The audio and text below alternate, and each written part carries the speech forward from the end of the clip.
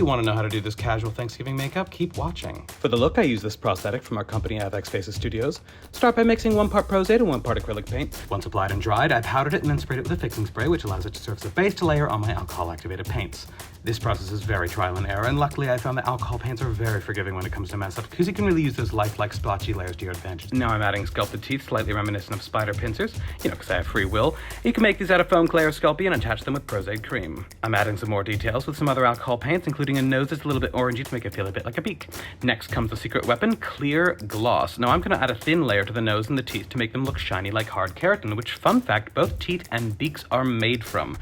Now once I'm ready to apply it, I get an Ashley and I brush on a thin layer of Pros-Aide to her nose and outwards to the forehead area in between her brows. Once that's dry and mostly clear, carefully press it onto the face, tip of Ashley's nose first, pressing down and then slowly move outwards. Keep doing this for the rest of the face. You want to make sure it feels tight and secure on the face, so keep applying Pros-Aide to the center of the face outwards, waiting for it to dry, then gently tugging the prosthetic outwards tightly before firmly pressing it against the surface of the face, being sure to be careful around the eyes. Once that's done, use Pros-Aide to stick down the edges to the skin. The mouth is going to be a bit tricky, so be sure to attach them to the lips while telling your model to keep their mouth open as you lightly brush them with a setting powder to avoid gluing their mouth together. My little trick is to have them lean forward to avoid powder falling into their mouth. Then, once the edges are clear and dry, take some Pros-Aide cream and a spatula tool and sort of smooth it on over the seams to blend them. Once that's dry, powder those edges again. You can go into the same alcohol-activated paints used to paint your prosthetic and follow the same patterns you painted on earlier, layering on the same colors and textures, stippling on some rusty reds under the chin. Then brush on some cream paints around the eyes, powder them, and add some details and shading with some matte eyeshadows. I had Ashley put these fetching feather lashes on herself and decided to deal with a wrinkled visible edge on the bottom of the prosthetic by adding feathers to disguise it. Next came the teeth we molded earlier. In hindsight, we should have put the teeth in before we attached the prosthetic to the lips, because now we have to do a bit of repair work.